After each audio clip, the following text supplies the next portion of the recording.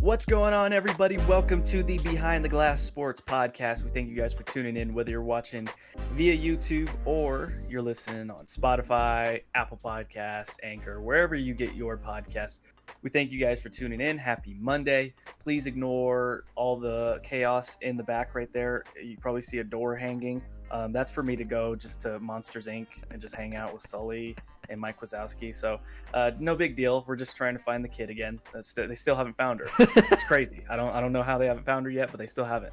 But no, we're remodeling a bathroom, and that's the door for the bathroom. So it's just hanging out back there. This room is a disaster back here. There's just so much going on, but luckily you can't really see the rest of the chaos that's going on. Anyways, we thank you guys for tuning in. A lot to get to today. The Denver Broncos have not played a game. I feel like the woman from Titanic. It's been 84 years since the Broncos have played a game last, and it's been probably postponed. a good thing. Yeah, that's true too. We're being saved from having to watch a bad product. But at this point, if you're looking at it on the bright side for the Broncos, by the time they play next time, they might have Von Miller back. They might have Courtland Sutton back. Drew Lock should definitely be back. Noah Fant will probably be back. The game is scheduled for next Sunday. We'll see if that holds. And Cam Newton will be back. And Cam Newton for sure will be back. Which is a good thing. Yes, if you want the Broncos to lose. Which however, is a good. I mean, the Jets still suck, and the Redskins are losing. Well, the Jets play Miami. The Giants still lost. Yeah. Well, but did you see what Miami did to San Francisco yesterday with Jimmy Garoppolo? Yeah, I know Denver's for sure losing that one. Yeah, all those people that were like, "Oh, Miami's winnable." I looked at Denver's schedule after the changes and whatever. They're going, unless Drew Lock pulls something out of his hat, they're going 2-14 and maybe 3-13. Their schedule is brutal. It's almost as if someone predicted that before the season started. Look at that. I'm like a regular Nostradamus here. The schedule's brutal, but nobody wanted to hear that when I put that out on Twitter. Broncos country just loves to hate on me. I'm only negative because this team puts out a negative product. You want me to be positive about something, put out a positive product. Anywho, the game has been rescheduled. It's on Sunday, which sucks kind of for the Broncos. I feel for them in a sense. And a lot of, it's mixed reviews on how people are feeling for the Broncos today. So their game for the Patriots has now been moved to this week, which this week they were supposed to play the Dolphins. That has now been moved to week 11. And in week 11, they were supposed to play the Chargers. That has now since been moved up to week 8. And week 8 was supposed to be their bye week, so they don't have a bye week. Well, technically, this is their bye week, right? But they play a game, and so now Fangio, in response to that, had given them yesterday, today, and tomorrow off to kind of help with that because they practiced all week last week and didn't end up playing a game.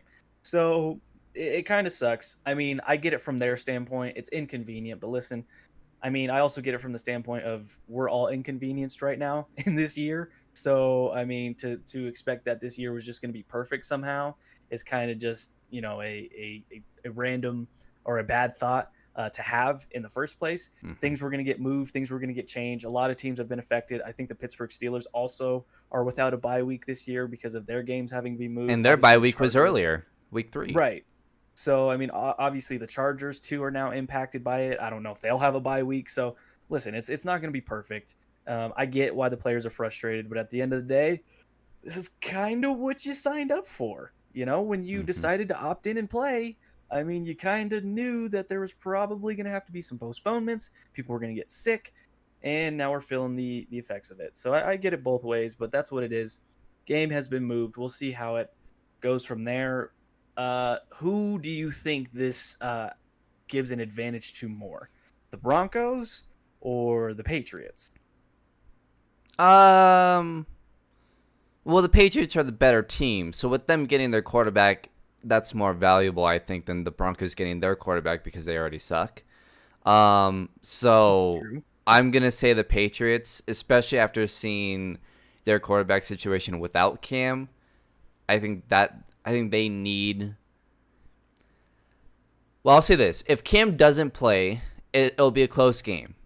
If Cam plays, the Patriots will win. I think they opened up as a 9-point favorite the other day in New England. The Patriots did. So, and that's given the assumption that Cam will be back. But right. I agree with you. And Drew Lock will be back. But at the same time, like Drew Lock, we just don't have it. Like, even week 1, because he got hurt in week 2, right? Yes. So the game against Tennessee, and it's not really fair because it was the first game of the year. No Sutton, but he didn't play that well. I mean, he played fine, but it wasn't anything to where it was like, okay, this is gonna be really good this year, right? So even with him coming back, you can't expect him to go out there and put up 300 yards and be that type of quarterback. You just can't. So and let alone against a New England defense. So no, I mean, it benefits the Patriots more, but at the same time, even if Cam didn't play, it'd be a close game. Yeah, it wouldn't be a 9-point favorite type of game. No. But it would definitely be one of those 17-13, 13-10 games because, I mean, this is going to be a defensive game. For anybody that thinks the Broncos were just going to roll through the Patriots, even without Cam Newton, I mean, that defense, did you see what they did to the Chiefs the other week when they held Patrick Mahomes and them to like 7 or 10 points in the first half? Like, nobody does that, okay? And shout out to the Raiders, by the way. I don't know if you watched that game. Yeah, oh, my God. I mean, I was counting out the Raiders, but you know what? I think they're a team where they have the potential to be a good team, but they just got to find consistency. Henry Ruggs is going to be a problem. Okay, he had 2 catches yesterday, but he had like 138 yards or something like that. And his first catch was very Jerry Jeudy-esque against the Jets, where he just took it from a guy in midair. He was just running by dudes. Yeah, and I was wishing he was putting up the peace sign like Tyreek does. And Derek Carr is a good quarterback. He's not maybe in the top 2 tiers, but he's probably in that 3rd tier of quarterbacks. Yeah, you can win with him. You put weapons around him, which he has. He has a good tight end. He has now Ruggs as a speed receiver. They have Josh Jacobs. Yep, Josh Jacobs is one of the best running backs in the league. So, yeah, I mean, they have the offensive weapons. Their defense, I think you kind of wish you had Khalil Mack. But other than that, I think their defense is pretty good. What they did to the Chiefs, I mean, pretty impressive. So you still gave up 30-something points, but they still scored 32, but you were able to frustrate Mahomes enough and do enough. Which is more than what most teams can do. And they were able to get to him as well. Like, I get it. Like, Mahomes is super great. But listen, we've seen this with every great quarterback and every great team. And we saw this in the Super Bowl. If you can get pressure. Now not every team is built like this. So this is why it's very rare to see it done to a Patrick Mahomes or like a New England team when they were in their dominant phase. It's rare to see it. But every once in a while, and San Francisco had it last year, you have a team that can get pressure with 4. And they don't necessarily have to blitz every time. And if you can do that, and you can manufacture pressure. Now, it kind of plays into Pat's strengths a little bit because he's great off script. But if you can get to him and pressure him and knock him around a little bit, that helps you. It gives you a better chance. The Raiders were able to do that yesterday, and they came away with a win. Obviously helped that, Henry Ruggs was there because he was missing the last 2 weeks.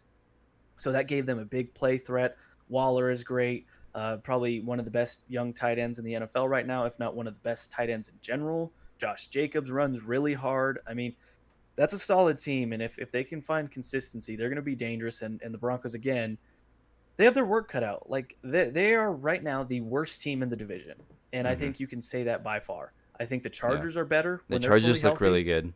The Raiders look like they're a formidable opponent, and then the Chiefs are obviously the Chiefs, and you have the Broncos. It's not to say that the Broncos don't talent. This isn't a talent issue with the Broncos. We keep coming back to this. It's not a talent issue. The Broncos have talent. It's just they're young talent.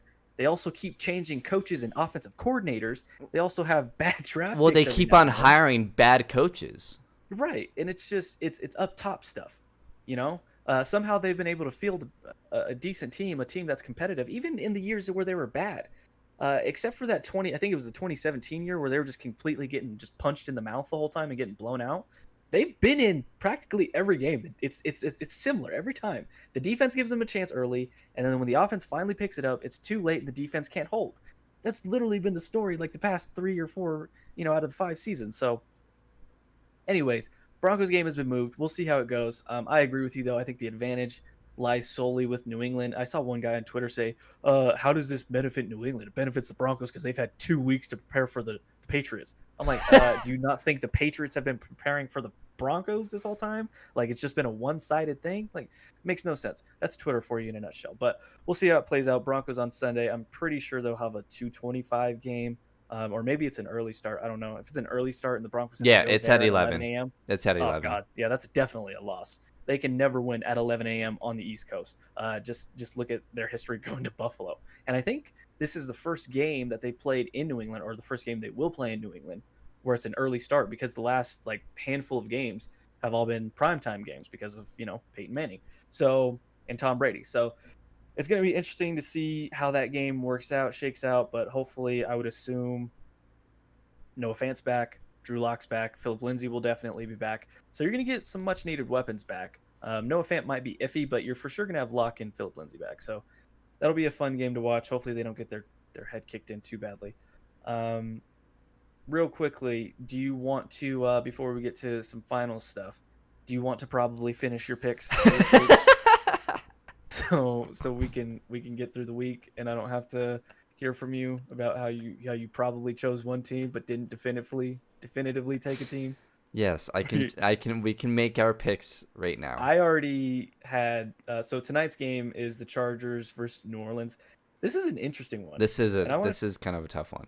I want to check the injury report, but Michael Thomas will not play tonight, and it's not for health issues. But see, if we're sticking to what we've already picked, since I haven't picked already, I can kind of just do whatever.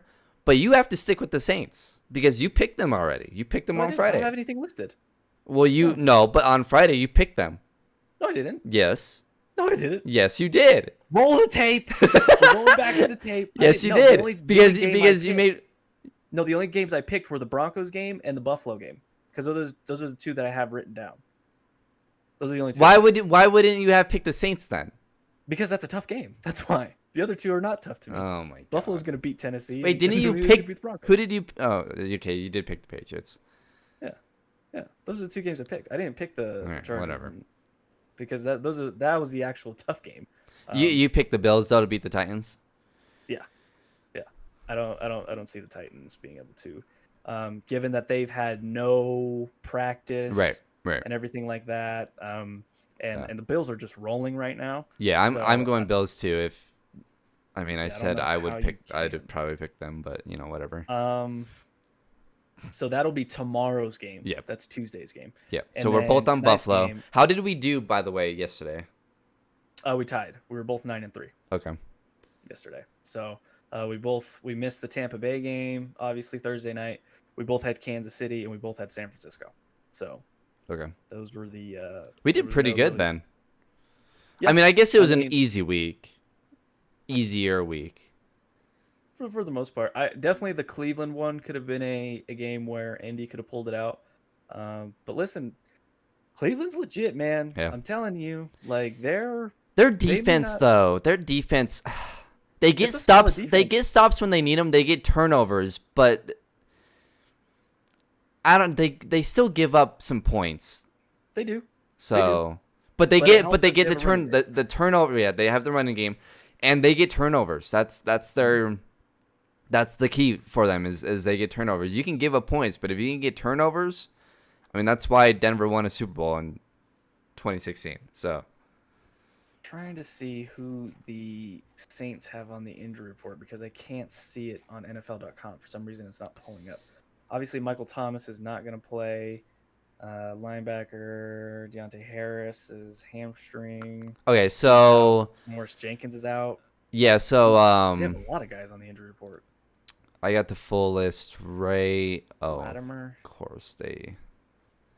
So, you got their corner out, or no? So Deontay Harris is out. Marshawn Latimer is questionable. Justin Hardy is out, a corner. Michael Thomas is out. Sheldon Rankins, their defensive tackle, is questionable. For the Chargers, Tyrod Taylor's obviously out. Their tackle is out. Yeah, the guard is out. Bosa is questionable, and Mike Williams is questionable. Golly. And there's no Melvin Ingram. There's no Chris Harris. No Mike Pouncey. Obviously, Durant James is hurt. Oh, where is this game? This is in New Orleans. I want to pick the Saints, but the Saints defense has been awful. Like, really bad. Really bad. Like, if we look at their games, they lost to some key weapons. They gave up 37 points to the Packers, lost 37-30. They lost to the Raiders 34-24. They beat the Bucks 34-23 in week 1.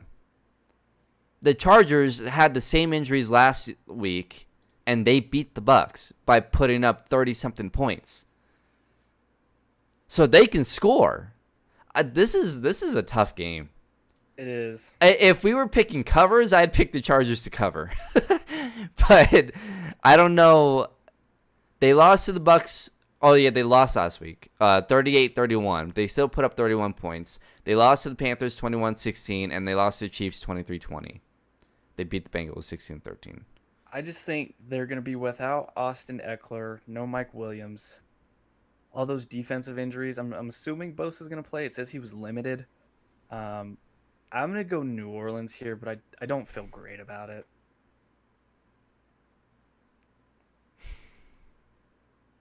Can they stop Alvin Kamara? I think if Austin Eckler was playing, I'd probably feel a little bit better about the Chargers, but since he's not there... I mean, but they still ran the ball well against the Bucks, right? Oh, no, they didn't. They had a total of 46 rushing yards. This is going to be a Herbert game. Like, it's going to be on him. I'm sure they're trying to establish the Saints are giving up. I mean, they gave up 206 yards to Stafford, 3 touchdowns. Man. So the Packers, obviously, Aaron Rodgers threw for, 283 and 3 touchdowns. I mean, teams are just moving on them. Oh, this is so difficult. I'm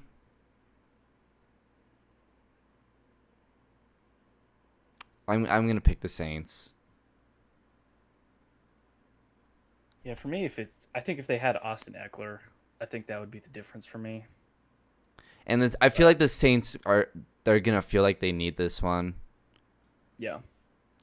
And they still have they still have firepower there. They still have, Emmanuel Sanders. They still have Kamara, who's been playing out of his mind to start the season, really doing justice to that contract they gave him. So it'll be a tough game, though. I wouldn't be shocked if the Chargers won. Yeah. But, I still, even though Drew Brees has looked kind of iffy this year, I still trust him more to win a game than Herbert right now, even though he's playing really good this season. Yeah, and I trust Kamara, too. Right.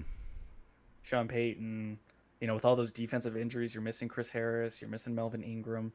If Bosa ends up not playing by any off chance, then that's a huge loss. This on ESPN. There's this picture of Justin Herbert throwing the ball, and he's not using the laces.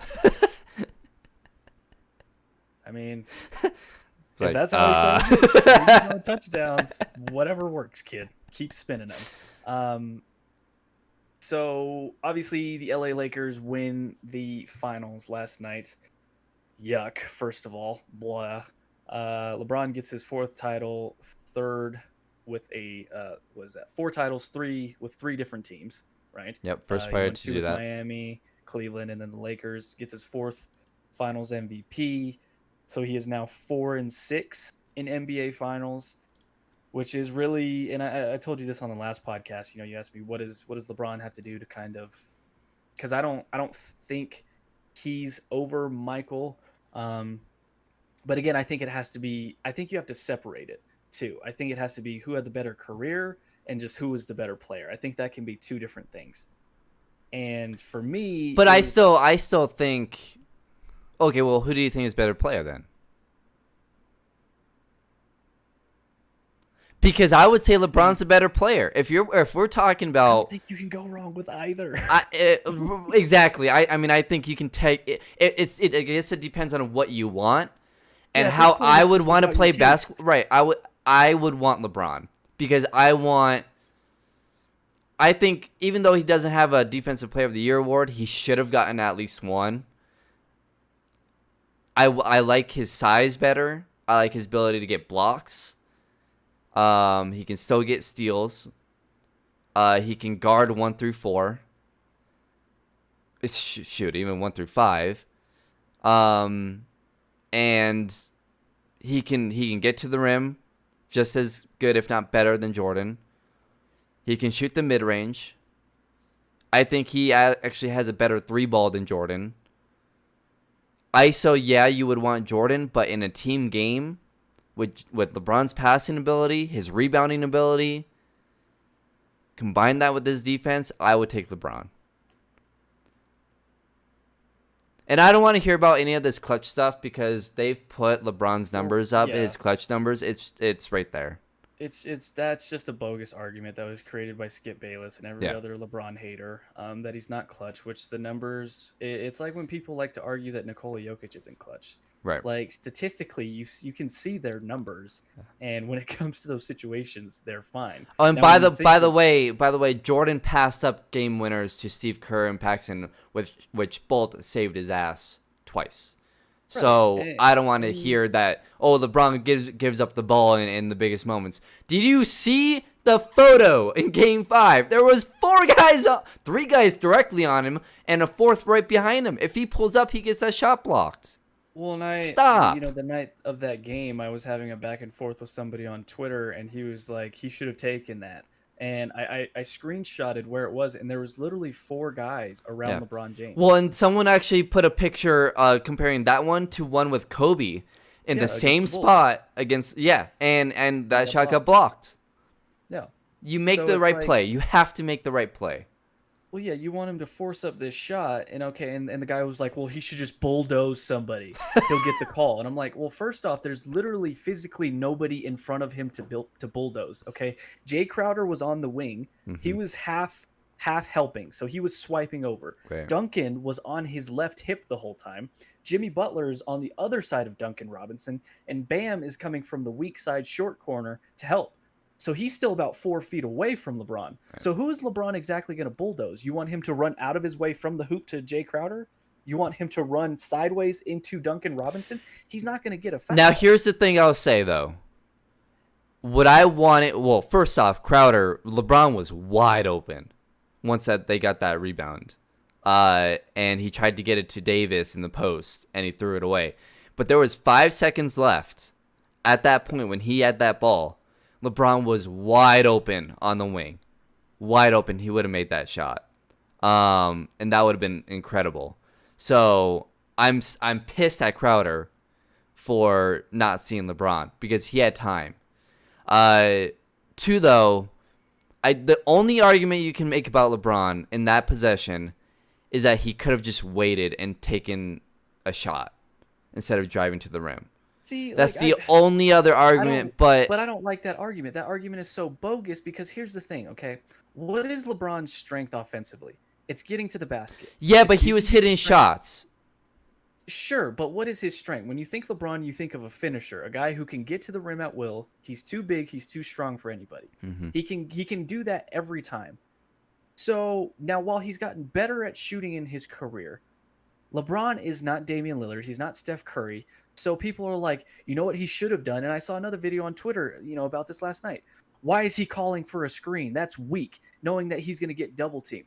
No, it's not. What do you guys want him to do? You want him to dribble at the 3-point line, wait till the clock's at 3 seconds, and take a contested 30-foot jump shot and hope it goes in? No, that's not smart. Right. That's not playing to his. Now, if he's Damian Lillard, if he's Steph Curry, okay, that's different.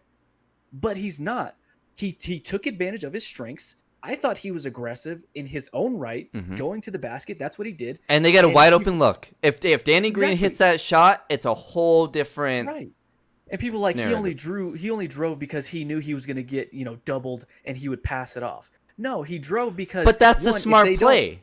Because if you know you're going to get triple teamed, you're going to have 2 guys wide open. Depending on your pass angle, one of them's going to get a wide open shot, which happened. Right. That is percentage-wise, and we talk about LeBron and Jokic, they think percentage-wise. They will they will pass off for a 90% shot over their 88% shot. In that case, it was a 99.9% shot, which Danny Green rushed, and compared to LeBron's probably 2% shot, because he would have had to float it all the way over Bam, and it would have had to just float right in, which, I mean, that's That's Exactly. almost impossible. Well, that's what I'm saying. Like, he's driving because yes, he knows he's going to draw that attention, so that means he's going to have somebody open on the wing, whether it's Anthony Davis, it's KCP, or it's Danny Green. Right. Okay, and if the off chance that nobody helps and he's got Duncan Robinson on him, then he's laying it up. They're only down one, so he lays it up. Maybe he gets fouled, and then boom, you're up two. If he makes the free throw or whatever the case is. So I just don't understand this narrative, and people just this whole killer instinct thing. Like it's really kind of it's great, but also it has its bad side to it because people think that killer instinct means just forcing up a contested tough jump shot, and that's a killer instinct. No, no, that's not it. It's about being aggressive. It's about not letting your foot off the gas pedal, and that's what LeBron didn't do. How many times has Skip Bayless in particular killed LeBron for settling for a jump shot in those moments? Right. Instead of taking it to the basket. He takes it to the basket and he still gets killed because now he passed it off. So it's a built-in argument every single time for LeBron. It is what it is. I thought he made the right play, but getting full circle back to the LeBron versus MJ thing. I saw this tweet last night from StatMuse and they were comparing LeBron and MJ, and I don't know if you saw this, but their stats all time. In the regular season, LeBron has played more games. He's played 8,000 more minutes. He's got 2,000 more points. He's got almost 3,000 more rebounds, almost 4,000 more assists. Jordan has 500 more steals than him. LeBron's got 100 more blocks than Jordan. Overall, LeBron has shot about 0.7% better from the field than Jordan, and he shot about almost 2% better from three. Now, obviously, from three. They have 3-point on here twice. I'm guessing they meant free throw line here, unless that's a 2. They have 3-point line on here twice. But I'm assuming they meant 3-point line. So I think from free throw, Jordan shot 84. Obviously, LeBron's at 73. So obviously, Jordan's going to win that battle. In the playoffs, LeBron has played, which is really nuts. They said this last night on the broadcast. I don't know if you caught this. LeBron's almost played 3 full seasons of playoff games, like 3 full regular seasons of playoff games. I think he has that amount. And he was playing like his 55th NBA Finals game last night. So he almost has a full season of just NBA Finals games, which is just crazy. But in the postseason, LeBron has played 255 games. MJ played 179. Now, part of that too, Michael never let a finals series get to 7 games, so take that into account. Look at the teams he played. Sure, but that's something we have to factor in. Minutes, LeBron has played more minutes, which to me that doesn't like minutes in games play. That doesn't really mean anything to me. LeBron has 1,500 more points than MJ in the playoffs total. He has 1.2 thousand more rebounds. He has 900 more assists. He has about 100, close to 100 more steals. He has about 100 more blocks. He's got about a percentage on MJ in terms of field goal percentage, shooting at 49.6. He's got 0.2% better in terms of 3-point percentage. And obviously he's losing the free throw battle. So LeBron is winning these stat numbers in the playoffs, regular season. Then we get to just the overall accolade totals. Okay, LeBron has 16 All-Stars to MJ's 14. He's got 16 All-NBA teams to MJ's 11. Now, MJ has him on the all defensive teams. He has 9, and LeBron has 6. He also has on the rings, obviously, 6-4. LeBron has been to more finals, 10. MJ 6.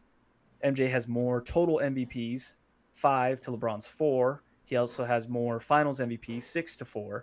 He has one defensive player of the year, which LeBron doesn't have. They both have a rookie of the year.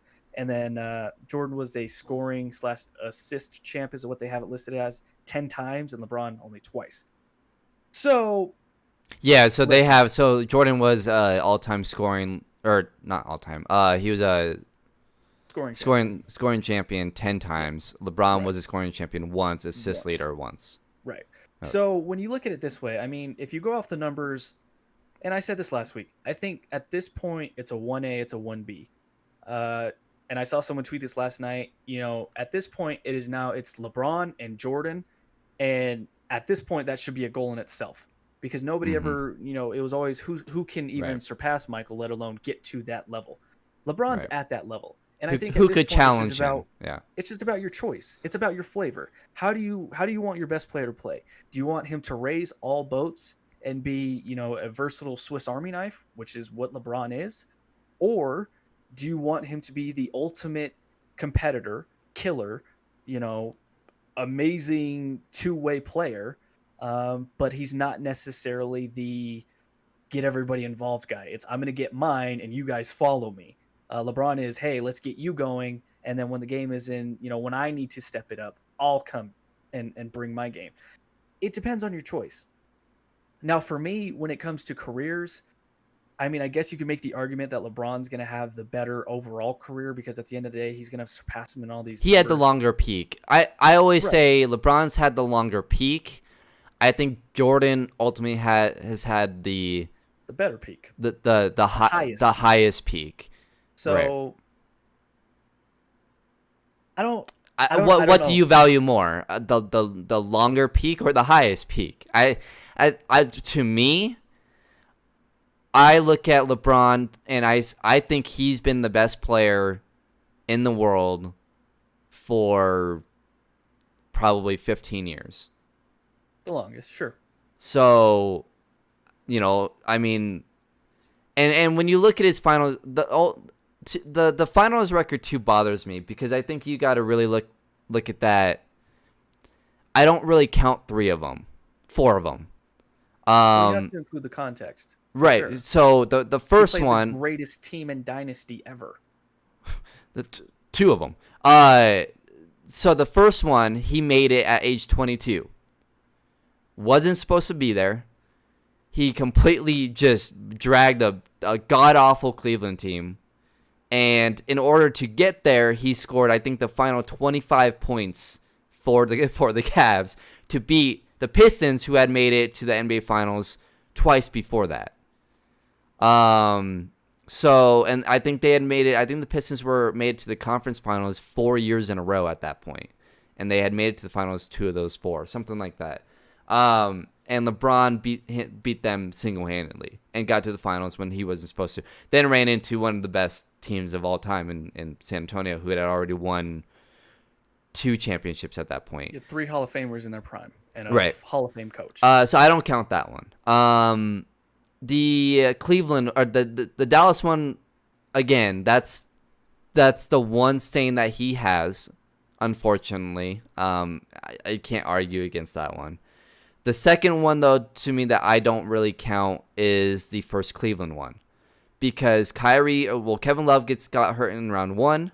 Yeah, they Kelly get to to snap his arm off. Right, and then in game 1 of the NBA Finals, in which I believe they won, Kyrie got hurt just before overtime, and they were able to hold on through overtime. I believe they won that game. I can't remember what the result was, but yeah, Kyrie, I think he fractured his knee. Right, but he got hurt right at the end of that game, done for the series, and Cleveland still was able to get to 6.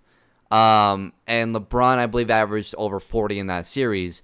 If Kyrie does get, I don't even care about Kevin Love. If Kyrie does not get hurt, they win that series, because you got to remember that was year 1 for Golden State. Steph wasn't playing that well because, again, it was our first NBA. It was our first finals. It was just that was one the Cleveland Cavaliers should have won. Year 2, they probably would have won. So that would have been back-to-back for LeBron. And then obviously I don't count the next 2 because Kevin Durant cheated. So again, 4 of the finals. Well, they won, you look at it. They lost the first one to Golden State. They won the second one against Golden State. Right. Because that's when Golden State went 73-10.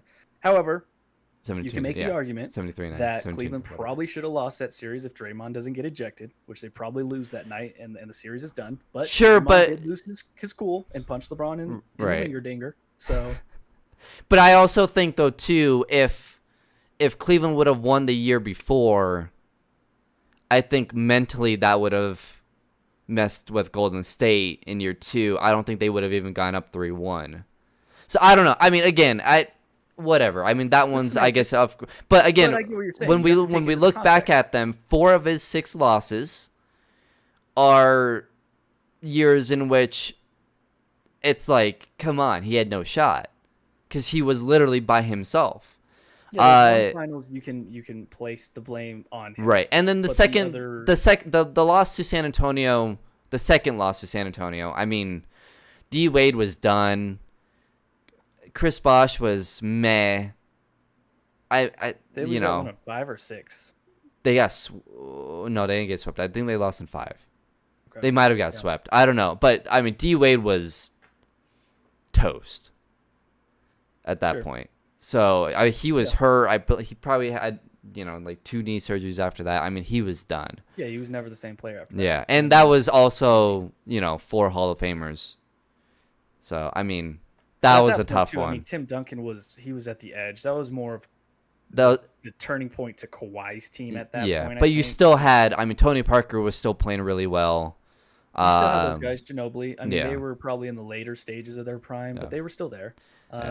So maybe you can put that one on LeBron in a sense, but I get what you're saying that one I don't know how you barely beat them the year before with and D Wade was healthy. That first one against San Antonio wasn't the second one. I just think guys were past their prime at that point for Miami. I guess you can argue the same for San Antonio, but I think it's a little bit different. Where like Miami's guys fell off a cliff, whereas San Antonio's guys were like just kind of a slow decline in a way. I don't know. I count that one as a loss. So in my mind, I see him as, I guess, 4-2, or you could say 7-2 if you want to say that those should have turned out to be wins. I mean, you always have to take his career 8-2 actually, because he had to play the greatest overall team with 4 Hall of Famers on it. 2 of these guys are going to go down as 2 of the best scorers in the game. One of them, in my mind, is already the best scorer in the game in Kevin Durant. So, I mean, and so you have the best scorer in the game. You'll have undoubtedly the best shooter in the game. Mm-hmm. And then you got and Draymond, probably the second best shooter in the game. Yeah, and Klay Thompson, who's a great 2-way player. And then you have, a guy in Draymond who, even though he's Mr. Triple Single, he's a great defensive player. Yeah. He brings energy. He's a defensive player of the year. So, and Draymond will probably get into the Hall of Fame. I think you can debate whether or not he should be in there. I think playing for that team is really going to boost him. Oh, and by the way, that fourth one though in Cleveland, the second one against KD Golden State, there was no Kyrie. Kyrie had left. They traded him. That was LeBron again, completely just dragged that team to the NBA Finals when they probably shouldn't have. Yeah, it's all about context. But at the end of the day, when I'm choosing, I think for me right now, my gut still leans Jordan, but slightly. I just think that there's just some watching. Now, obviously, I didn't get to watch Jordan's career. We didn't get to watch Jordan's career. But really watching The Last Dance, and I get it, they're not going to put in bad film, but like just watching him, man. Yeah. I mean, they conveniently, forgot about Jordan did come back and they did lose to Orlando. Sure. No, that was it there. And also, I'm not sure they would have beaten Houston. I don't think they would have beaten Houston. I don't think they would have beaten Hakeem. Maybe not. Maybe those are 2 that he loses. But I think that too also has to be taken into account is that Jordan had to step away. Now, part of that too, I think, was right after his dad's death. So he was just kind of. So how much of that can you really put on him? People say, "Oh, he quit. He didn't have the mental." I don't know, but I think that does have to be taken into account a little bit. Because LeBron has done this, and then this whole playing in the bubble, everything that came along with this mentally, it just shows how great LeBron is. But I think I lean Jordan slightly, just slightly. Well, and here's another thing. Another thing I'll say though, with people saying that, the one thing is LeBron did have to go to Miami and join D Wade and Bosh. He went back to Cleveland, which had Kyrie, and they traded for Kevin Love. Then he went to LA and got AD. But I will say this though, I think Jordan's series record without Scottie is 1-9. When they lost, he didn't do anything without Scottie. Right, when they lost to Orlando, Horace Grant was gone, which he was a big piece for them in the first three-peat. And then they were able to get Dennis Rodman, which was a huge piece in the second three-peat. So it wasn't until he had his 2 best players with him in which he won. So that's something where they had a big 3. It was Jordan, Pippen, and Horace Grant.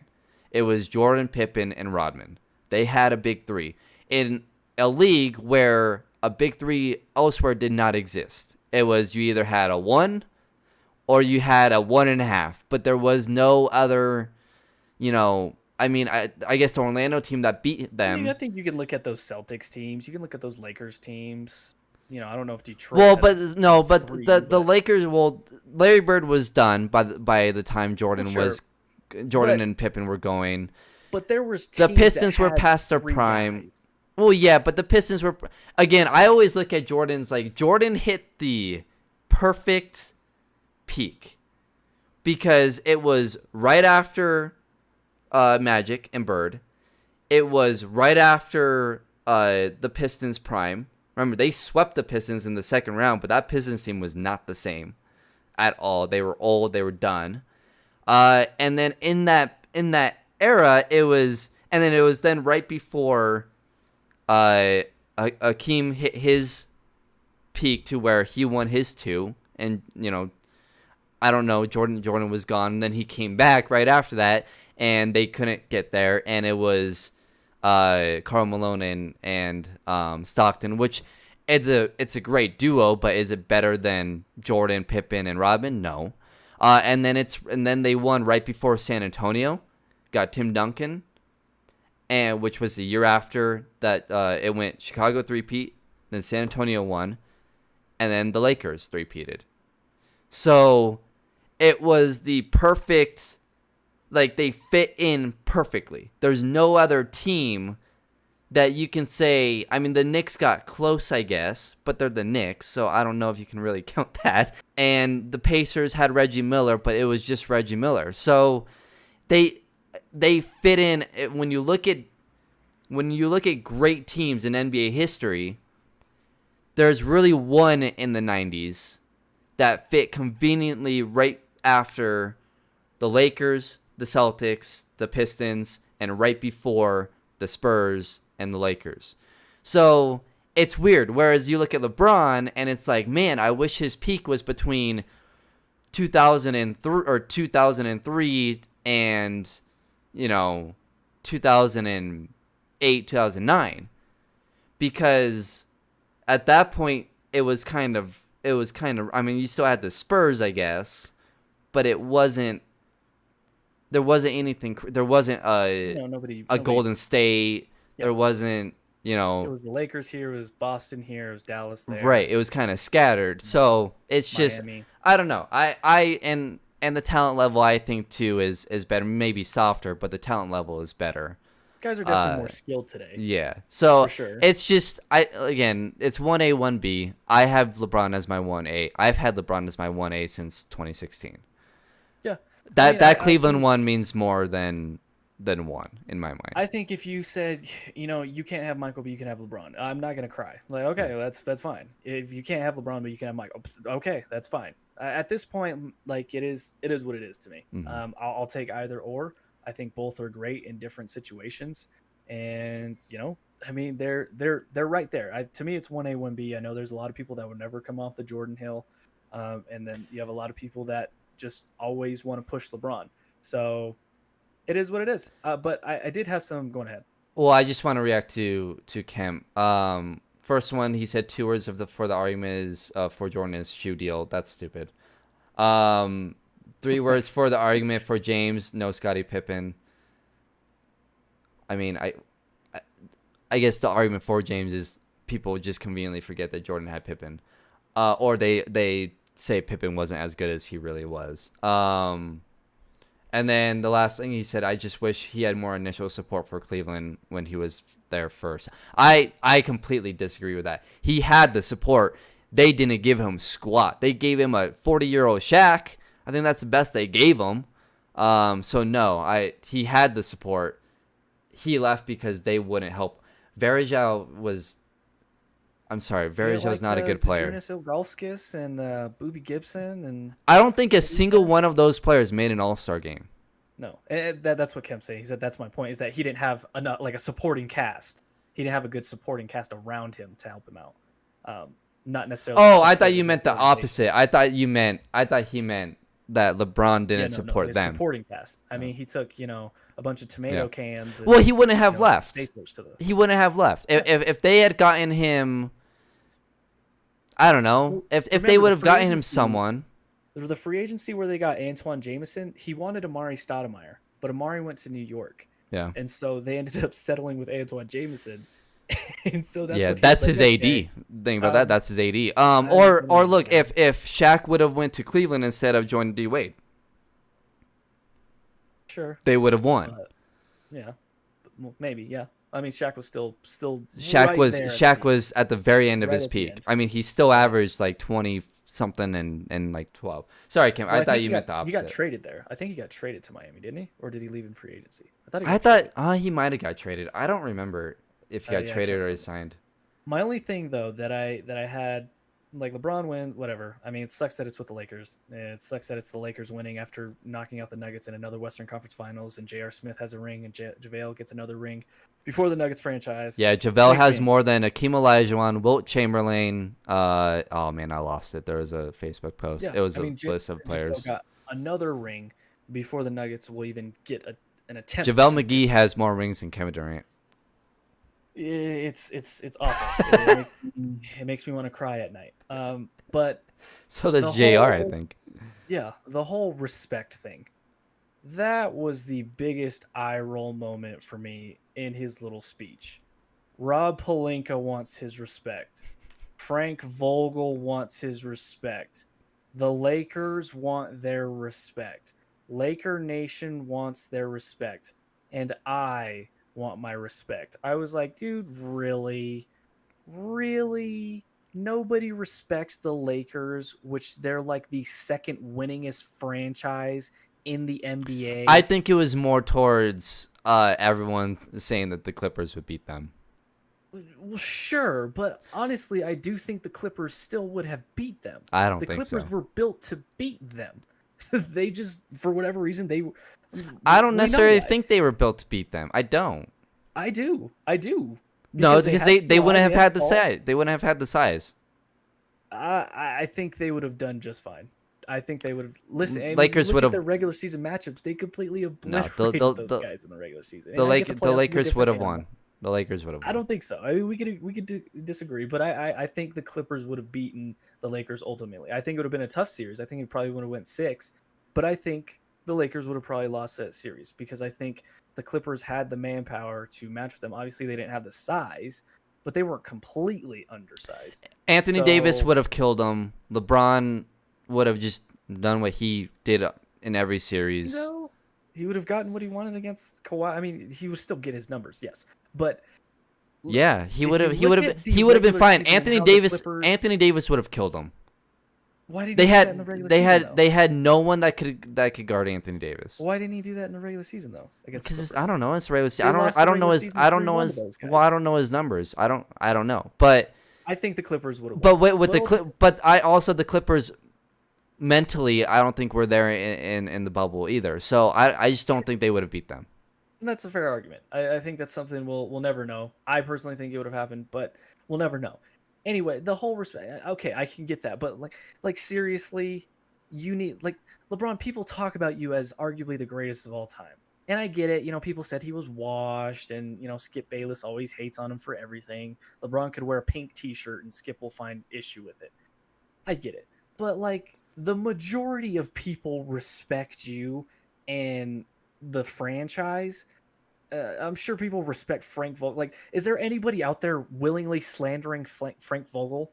Like, I don't know. They might have when he got hired. okay, Lakers fans. So are you telling that to Lakers fans I because don't know. Laker Nation wants to respect? You know why people don't like Laker Nation is because they're spoiled brats. And that's why. Yeah. That's why people don't like Laker Nation. That whole speech was just like, oh my god, puke.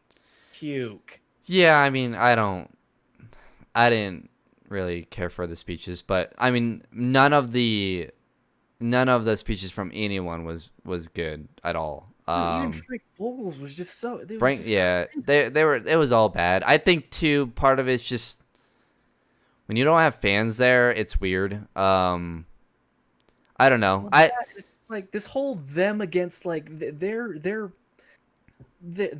we face so much adversity. Please, you have the best player in the game and another top 5 player in the game. What is your adversity? You were the number 1 seed in the West. What is your adversity exactly? You didn't have any major injuries to your star players. You know, for what I know, nobody was completely taken out by COVID or anything like that. Like this whole drumming up the narrative of we were the underdog, we were the victims, everybody counted us out. Stop. Like, Right. stop. Like, Miami could play that card. The Nuggets could have played that card. The Clippers wouldn't be able to play that card. Mm. Like, come on. Everybody knew it was going to be those two teams. It should have been those two teams in the Western Conference Finals. And then that was going to be the NBA Finals, and whoever came out of the West was ultimately going to win. Because I don't think the Bucks would have won either. That whole thing was just cringeworthy. Good for LeBron getting his 4th ring, 4th Finals MVP. Awesome. I'm just looking forward to next season. I miss Nikola Jokic. That's all I want to see. I need to figure out how we're going to do things to beat that team, because that's the team in the way. That's the team you have to beat. I'm really not that concerned about the Clippers, depending on what they do, obviously, in the offseason. I think the Lakers, though, because you got to remember, they had the cap space to sign Kawhi, so they can go make a move. They can go get a third guy, to really put themselves ahead of whatever the Clippers and the Nuggets do. I think those are really and Golden State. Those are the 4 teams in the West. Depending on what they do in the offseason, like this is a massive offseason. And if I'm the Lakers, you cannot be okay with rolling out this team next year, because they will lose. Because the Clippers will make a move, the Nuggets will make a move, and Golden State has the 2nd overall pick. If Golden State gets Bradley Beal, or if they go out and get even a Oladipo, or they go out and get a Andre Drummond, if they go out and get someone, they're right there. So that's 3 teams that I think when they do, because I think each team will make a move. When each team makes their move, the Lakers have to either get in front of them and snipe one of those players, or they have to find a 4th guy that can, become their 3rd. I don't know. I don't know what the Clippers do. The Clippers might be arrogant enough to just keep the same team. I wouldn't be shocked, but they got to sign Montrezl Harrell, so we'll see. I don't know if Harrell will be back. They need to add more size. Maybe they try and get Dwight Howard over there, because Dwight Howard will be a free agent. I don't know. Maybe they try and get JaVale McGee. If the Lakers go for a 3rd guy, they might not be able to sign Dwight Howard. They might not be able to sign Rondo. So we'll see what happens with them. Bradley Beal, Drew Holiday, Victor Oladipo, even Kevin Love's name has been thrown out there. Chris Paul. Those are all guys that can completely change the West. So one of those teams all of those teams have to make a move if they want to win. And I think the Lakers, I don't know. I'm curious to see now who their free agents are. They all signed. Well, they all signed 1 or 2 year deals. I believe I think the 2nd year was all team options. So they can all. What LA did was smart. When they lost out on Kawhi, they went out and signed 2-year contracts, with the 2nd year being a team option for Rondo, Dwight, JaVale, Avery Bradley, all of them guys, Morris, and I believe they're all on 1-year deals, with some of them having a 2nd-year option. I have their deals right now. So Anthony Davis has a player option. I'm assuming he'll opt out to get a max. Yep. Contavious Caldwell-Pope has a player option. That's going to be an interesting one. He can make $8 million. Maybe he opts in, or but then out. You can move him. Avery Bradley has a player option. JaVale McGee has a player option. I'm assuming JaVale will probably opt in to that $4 million. And then Rajon Rondo has a player option for $2 million. Dwight Howard's going to be a UFA. Jared Dudley. Markieff Morris is going to be a UFA. Deion Waiters, J.R. Smith. Why is Mike D'Antoni on here? That's odd. Post this on, why do they have Mike D'Antoni on the Lakers free agents? Okay, weird. So most of those guys have player options. I don't know. I mean, if the Lakers rolled somewhat, and I don't see like Danny Green on here anywhere. If they rolled somewhat of a similar team, what makes the Lakers so dangerous is that they had not only the size, but they had versatile size. Mm-hmm. So they had guys that can play different. They could play big, but they could play small too, in a sense, but still have length. Yeah, but I wouldn't keep the same team. Well, their issue is if they run into a team that can somewhat match their size to start, but also have the scoring power, have 3 guys who could score, that's going to be their issue. Because what the Nuggets ran into, what Houston ran into, what Portland ran into, it was either the size that bothered them, or there wasn't enough guys to help score. Right. Because really, LA won with their defense. I mean, once they clamp down on you, that's just it. I mean, they were up 30 at one point on Miami. You need heroic games to beat these guys. So it's going to be interesting to see how teams work it. Do they want to get bigger to match the size, or do they want to stay with what they have and just try and load up on offense to kind of counteract that defense? Golden State's going to be an interesting one because I think that's the team that everybody probably expects to be back, to be there. So they can package a second overall pick with Andrew Wiggins and get someone. I think there's 3 teams that are at the top. I think it's the Clippers, depending on what they do, the Lakers, and Golden State, assuming everybody gets back to 100% health and they're normal. And then I think you got the second tier, which is your Dallas, your Nuggets, those teams who can jump into that first tier. But I think this offseason is going to depend a lot. It's gonna decide a lot, rather. Oh, I think Denver's in that first tier. I do. They are there at the bottom. They beat the Clippers and they got to the conference finals. Now, depending on what they do, yes, they can go from the bottom of that tier list to the middle or to the top. I don't think they'll ever get to the top unless they actually win it. But they can kind of get into that middle ground. But yeah, I think they're in that first tier. I just think they're at the bottom because they got to the conference finals. They beat the Clippers. They deserve to be in that first tier. It's going to be a crazy offseason, man. And a lot is going to be decided. Well, first off, we'll know what the Nuggets' plans are and how they plan to approach the season if the Kroenkes want to go cheap. Right. First and foremost, you have to get Jeremy Grant signed. If you can't get him signed, then you take a massive step back. So at that point, you're maybe a first-round win team, and then that's about it. Because Jeremy Grant was so pivotal in that Clippers win. He was so pivotal in keeping the series close in that Lakers win, that Lakers series loss, because of his defense and what he can provide you. So, well, and look, they might be another year. They might feel comfortable with keeping the same team because Michael Porter is entering his second year, and Bol Bol will be part of the rotation. If they go out and get another big, and replace Mason Plumlee, and maybe just a sharpshooter. So essentially keep Ibaka. Yeah. Serge Ibaka would be good. And look, that's not necessarily going out and making a big trade or a big move, but again, you're doing what you did last year where you're getting Michael Porter Jr. and you make a trade for a solid role player in Jeremy Grant, who ended up turning into your third guy. This year, if you want to do the same thing, well, you have Bol Bol coming in. He's going to be part of the rotation. Go out and replace Mason Plumlee. Go out and get a big, and maybe go out and get a sharpshooter. Maybe you move Will Barton, or you get Will Barton back. So again, in the Nuggets' minds, I mean, they might not feel like they need to go out and get a third guy because they feel like their third guy is coming. And here's the other thing: I don't think teams are going to make trades with the Nuggets because they want either Michael Porter or Bol Bol, and the Nuggets won't do that. So I don't know. I mean, blows them away. I wouldn't say Bol Bol is untouchable, but I would say MPJ is almost untouchable. Yeah, I mean, it'd be a crazy deal. It would have to be Chris Paul. It would have to be maybe even Chris Paul. No, not Michael Porter, but Bol Bol.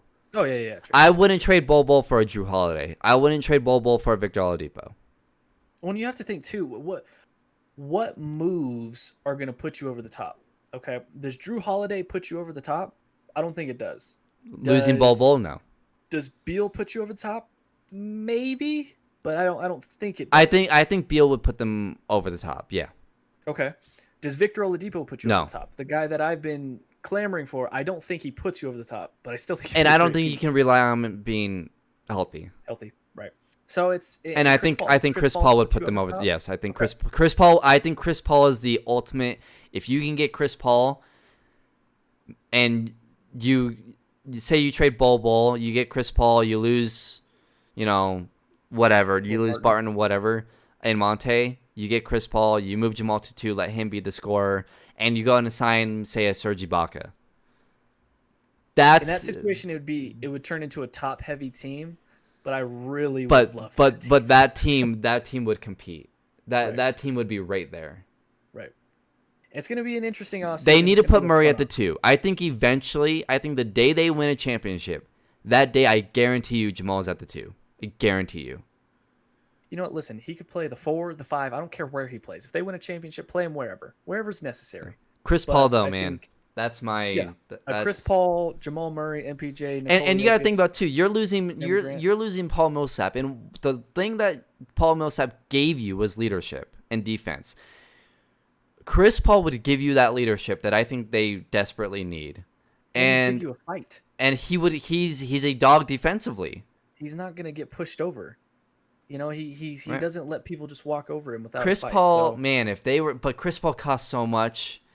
That's what I'm saying, that it would turn into a top-heavy team. Yeah. But if you want to win a championship, I think you could do it with that. Okay, if you had a starting lineup of Jamal Murray, CP3, Jamal Murray, MPJ, Jeremy Grant, Nikola Jokic, and off your bench you have, PJ Dozier, Gary, PJ, Serge Ibaka. If you get Serge, Jay Crowder. I don't know if you'd be able to afford Jay Crowder. If you get Chris Paul. Again, and that would be them willing to go into the tax as well. They have to. They would have to if they get Chris Paul, they go in the tax. Are they okay with that? If they want to win a championship, this is all completely null and void if they don't want to spend. I wouldn't really want a Mike Conley. I don't think he'd. I worry about health. I don't think he puts you over the top. No, yeah, unless you don't give up Bol. But he played really well in that playoff series. Though. He did. I don't know. I think coming off the bench, as like a. But then I think I'd rather keep Monte at that point. Yeah. So. I love it. I can't wait till the offseason. Well, I mean, we're already here, so we got the draft in about a month. Yep. And then the season starts at the latest June sometime, earliest December 25th. So we're right here. We're gonna learn a lot here. I think the season will probably push closer to March. Okay. I hope not. That would be very depressing. But we'll see. We'll see how it goes. We're not too far. I wouldn't be surprised if they do March to July, or even August, and they go shortened season, expanded playoffs. Okay. We'll see. That's what I would do. We'll find out a lot. And hopefully we find out that the Nuggets are wanting to be a team that's going to make a... Because you don't want to have all the success with the bubble, rush back in January, have fans, and have all these scheduling issues that the NFL and MLB have had, and really just go back on what you did with the bubble. By the way, because I didn't mention it, amazing job by the NBA. Like, congrats to them. No positive tests. Absolutely incredible. They're... In my mind, even though ratings don't show it, money doesn't show it, they're the best league in the world. They're the best run league in the world. They did an incredible job. Yes, it's basketball, gave them a slight advantage, but so NHL, just congrats to both leagues with the bubble. Great job. That was awesome. Yeah, no positive tests. I mean, that's a win in itself, and I'm sure they love it because one of their, prioritized markets won the championship. And that too. The most prioritized market in LA. They got and your best player won. Yeah. So there you go. But that's going to do it for us today on the show. We thank you guys for tuning in. Shout out to Kemp for interacting on YouTube with us. We appreciate you guys. We will catch you next time. For Brandon Stoll on the other side, I'm Stephen Priest Jr. This has been the Behind the Glass Sports Podcast.